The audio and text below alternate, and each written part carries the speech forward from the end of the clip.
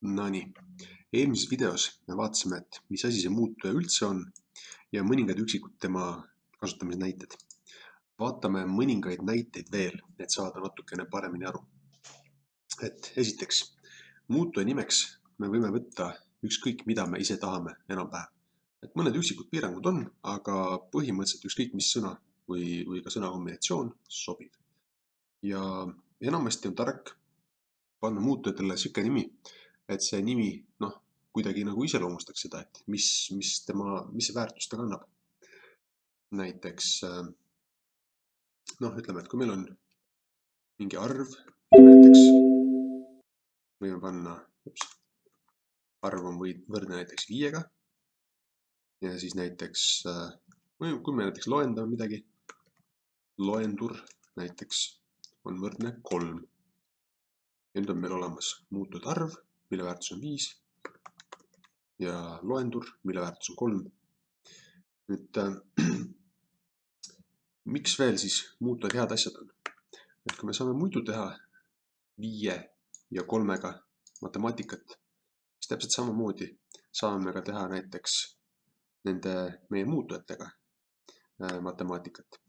Et kuna arvu väärtus muutuja nimega arv, tema väärtus meil on 5, siis me võime rahulikult teha, et muutuja nimega arv pluss 3 on võrdne 8.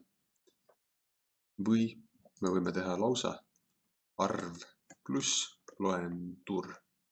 Ehk siis liidame 2 muutujat kokku, mille mõlema väärtused on numbrilised. Liidame kokku ja saame, et tõepoolest arv pluss loendur on 8. Nüüd,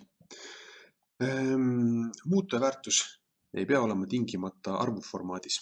Ta võib ka olla näiteks stringi formaadis.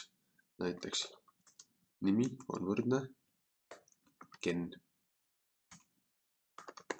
Võtame nimi ja toob meile välja, et tõepoolest nime väärtus on Ken. Nüüd, stringi formaat, nagu me mäletame, asub kas ülakomade, ühesõnaga, et kõik, mis asub kas ülakomade vahel või siis jutumärkide vahel või siis ülakomade vahel, need on stringi formaadis. Ja stringi formaat on see, milles siis Python säilitab oma teksti. Et seda kontrollida, siis me võime näiteks teha, lihtsalt kirjutame type ja kirjutame ise sisse, et uurime, et mis tüübist on see ülakomade vahel sõna Ken. Ta ütleb meile klassist string.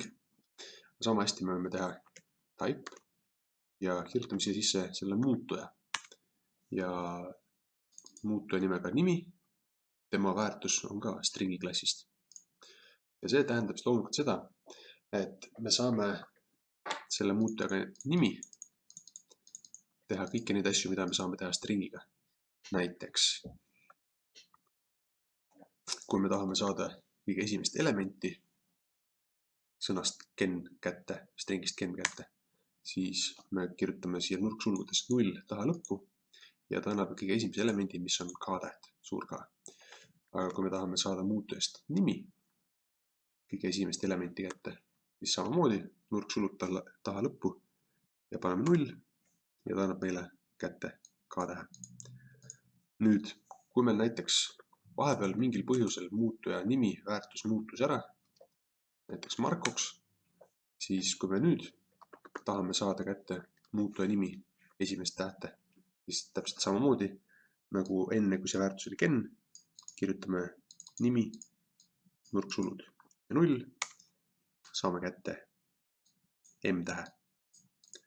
Ja ühesõnaga, et kõik, mida me saame teha muidu selle muutuja väärtusega, näiteks siis nagu muutuja väärtuse tüübiga, saame teha ka selle muutuja endaga.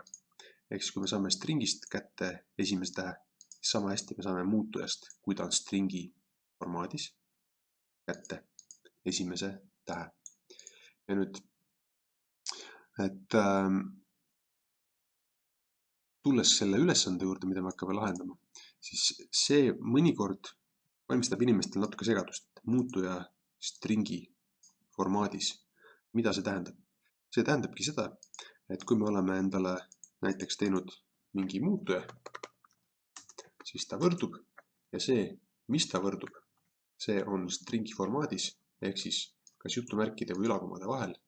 Ja paneme siia näiteks väärtuseks abits. Nii, ja nüüd ongi meil olemas selle järgmise ülesande lahendamise jaoks